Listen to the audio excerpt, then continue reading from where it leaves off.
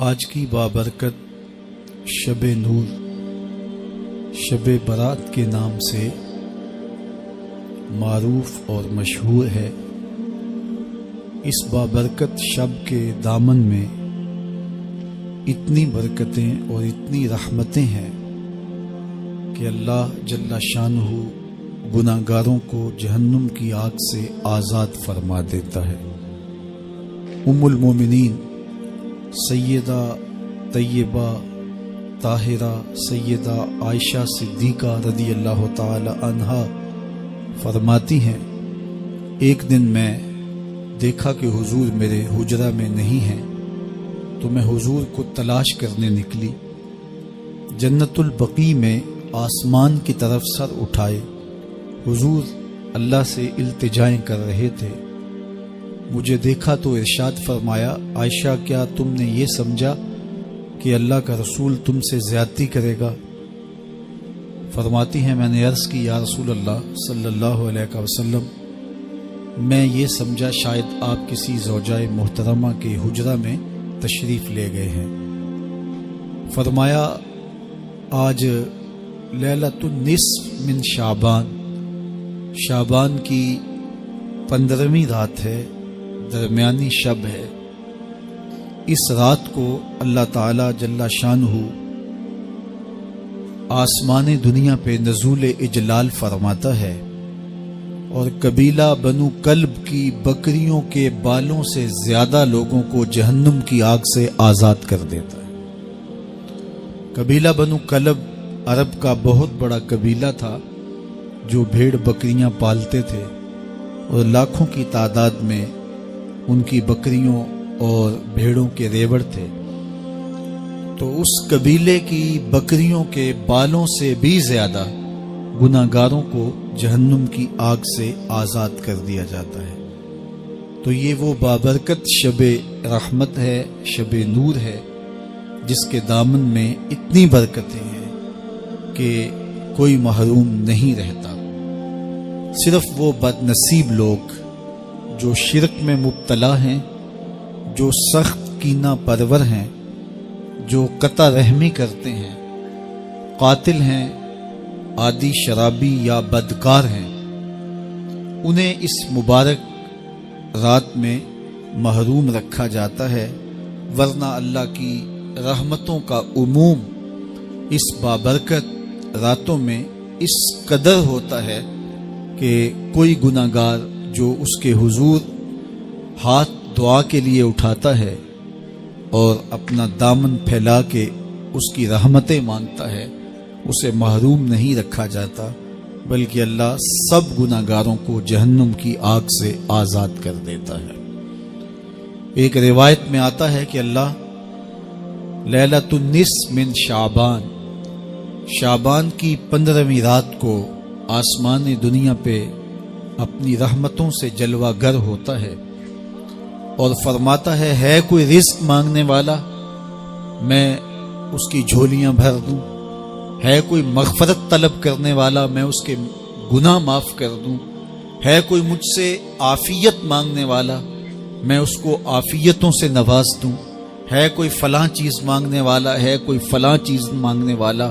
اس کی رحمتیں آواز دیتی ہیں اور یہ آواز غروب آفتاب سے لے کر کے طلوع فجر تک مسلسل بندوں کو دی جاتی ہے، اور بندے اس کے حضور اگر دست طلب دراز کریں، اپنی جھولی پھیلائیں، تو اللہ تعالیٰ ان کو ان کے مانگنے سے بھی زیادہ عطا فرماتا ہے۔ اس امت کو اللہ تعالیٰ نے اس طرح کی راتیں دے کر کے مغفرت، بخشش، غفران اور رحمتوں کی فراوانی نصیب کی ہے۔ میرے حضور نے ارشاد فرمایا، ایک شخص صبح سے لے کے ظہر تک مزدوری کرتا ہے، اس کو ایک کی رات ملتا ہے۔ ایک ظہر سے لے کر عصر تک مزدوری کرتا ہے، اس کا وقت تھوڑا ہے لیکن اس کو بھی ایک کی رات ملتا ہے۔ اور تیسرا شخص عصر سے لے کر مغرب تک مزدوری کرتا ہے، اس کو 2 کی رات ملتے ہیں، جبکہ اس کا وقت دونوں سے کم ہے۔ فرمایا پہلی مثال یہود کی ہے، دوسری مثال نصارہ کی ہے، اور تیسری مثال میری امت کی ہے کہ اس کو تھوڑے عمل پر زیادہ ثواب دیا جاتا ہے۔ تو یہود اور نصارہ نے اس پہ برا منایا تو حضور علیہ السلام نے فرمایا کہ اللہ نے ان کے اجر میں تو کمی نہیں کی، لیکن مسلمانوں کو زیادہ اجر دے دیا، تو یہ اس کی کرم نوازی ہے۔ تو یہ تھوڑے وقت کی عبادتیں اور چند راتوں کی بیداری اور مخصوص اوقات میں اللہ کے حضور عبادت و ریاضت ایک گناہگار کو کہاں سے کہاں تک پہنچا دیتی ہے، اس کے گناہوں کی معافی کا ذریعہ بھی بنتی ہے اور درجات کی بلندی کا سبب بھی۔ دیکھیے لیلۃ القدر ایک رات 1000 مہینے کی عبادتوں سے بہتر قرار پاتی ہے۔ اسی طرح دیگر مواقع ہیں کہ اللہ تعالیٰ اس امت کے لیے رکھے ہیں، رحمت رب بہانہ می طلب، اور یوں بھی پڑھا گیا رحمت رب بہانہ می طلب۔ اس کی رحمتیں قیمت نہیں مانگتی اور اس کی رحمتیں بہانہ تلاش کرتی ہیں، تو وہ اپنے بندوں کو بخشنے پہ آمادہ ہے اگر وہ اپنا دامن طلب پھیلائیں۔ قرآن مجید میں ایک مقام دیکھیے کتنا دل آویز ہے، فرمایا ما یفعل اللہ بعذابکم، اللہ تمہیں عذاب دے کے کیا کرے گا؟ اس کی یہ چاہت نہیں ہے کہ تمہیں عذاب میں مبتلا کرے، اس کی چاہت یہ ہے کہ تم اس کی چوکھٹ پہ آؤ، جھولی پھیلاؤ، اس سے خیرات اور رحمت مانگو، اور وہ تمہارے ماضی کے سارے گناہ معاف کر کے، ساری غلطیاں معاف کر کے تمہیں اپنی رحمتوں سے مالا مال فرما دے۔ تو وہ بندوں کو بخشنے پہ، بندوں کی مغفرت کرنے پہ آمادہ ہے اور اس کی رحمتیں بہانے تلاش کرتی ہیں۔ اللہ اکبر۔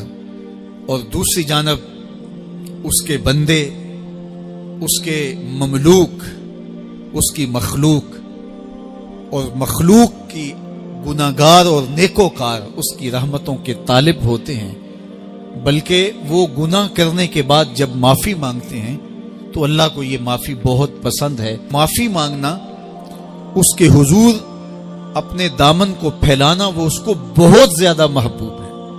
انسان کی فطرت کے اندر گناہ رکھا گیا ہے۔ آگ، ہوا، مٹی، پانی، یہ ان 4 چیزوں کا مرکب ہے۔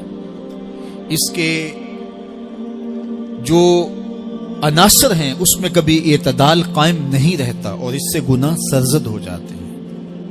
گناہ کرنے کے بعد بندے کا اس گناہ پہ اصرار کرنا، اڑ جانا، ضد کرنا، توبہ نہ کرنا، اللہ کو یہ پسند نہیں۔ لیکن اگر اس سے گناہ سرزد ہو جائے تو پھر وہ توبہ کر لے تو اللہ کو یہ بہت زیادہ پسند ہے۔ جو اس سے ہو سکے نیکی وہ اللہ کے حضور پیش کرے، لیکن اس کے اندر جو شر رکھی گئی ہے، اس کے اندر جو قوتیں گناہ کی رکھی گئی ہیں، اس سے اگر اس سے گناہ سرزد ہو جائے تو پھر وہ اللہ سے توبہ کرے، اللہ کی طرف رجوع کرے، تو اللہ اس کی توبہ کو نہ صرف قبول کرتا ہے بلکہ اس کے گناہوں کو معاف کرتا ہے اور گناہوں کو بدل کے نیکیوں میں تبدیل کر دیتا ہے۔ جب گناہ نیکیوں میں تبدیل ہو گئے تو جتنا بڑا گناہ گار تھا اتنا بڑا نیکوکار ہو گیا۔ حضرت سیدنا عمر رضی اللہ تعالیٰ عنہ بازار میں جا رہے تھے تو ایک شرابی نے ہاتھ میں بوتل پکڑی تھی شراب کی، تو حضرت عمر ہاتھ میں درہ رکھتے تھے اور آپ کا جاہو جلال دیتنیت ہوتا، تو جو ہی حضرت عمر رضی اللہ تعالیٰ عنہ کو اس نے دیکھا تو ڈر گیا اور دل ہی دل میں کہا اے اللہ آج عمر کے قہر سے بچا لے، میں تیری بارگاہ میں سچی توبہ کرتا ہوں، اور جلدی سے شراب کو بغل میں چھپا لیا۔ اتنے میں حضرت عمر سر پہ پہنچ گئے اور گرج کر کڑک کے کہا کہ یہ تیری بغل میں کیا ہے؟ چونکہ اس کو بوتل چھپاتے دیکھا تھا تو وہ ڈر گیا اور ڈرتے ڈرتے کہنے لگا حضرت یہ سرکہ ہے۔ اب تھی تو شراب، لیکن ڈرتے ہوئے بولا حضرت سرکہ ہے۔ تو حضرت عمر نے کہا نکال۔ جب نکالا تو شراب نہیں تھی، واقعی سرکہ بن چکا تھا۔ تو جب اللہ کے حضور کوئی توبہ کرتا ہے، اللہ اس کے گناہوں کو بدل کے نیکیوں میں تبدیل کر دیتا ہے۔ حدیث پاک میں آتا ہے کہ قیامت کے دن اللہ ایک شخص کو کہے گا کہ اپنا نامہ اعمال پڑھ، تو وہ نامہ اعمال پڑھنے لگ جائے گا۔ تو نامہ اعمال کے اندر چھوٹے گناہ بھی ہوں گے، بڑے گناہ بھی ہوں گے، تو اللہ سے حیا کرتے ہوئے، شرم کرتے ہوئے وہ بڑے بڑے گناہوں کو چھوڑتا جائے گا اور چھوٹے چھوٹے گناہوں کو پڑھتا رہے گا۔ جب وہ سارے گناہ پڑھ چکے گا اور کتاب ختم ہوگی تو اللہ تعالیٰ اسے فرمائے گا، میرے بندے تو نے یہ جتنے گناہ پڑے ہیں میں نے سب کو بدل کے نیکیوں میں تبدیل کر دیا۔ تو بندہ کہے گا، اللہ ابھی تو میرے بڑے بڑے گناہ رہتے ہیں جو میں نے پڑھے ہی نہیں۔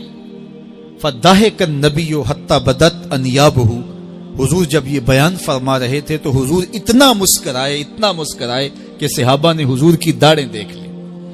تو پہلے وہ بڑے بڑے گناہ چھوڑے جا رہا تھا، لیکن جب اللہ فرمائے گا کہ میں تیرے گناہوں کو بدل کے نیکیوں میں تبدیل کر دیا، تو وہ کہے گا ابھی تو بڑے بڑے گناہ رہتے جو میں نے ابھی پڑھے ہی نہیں۔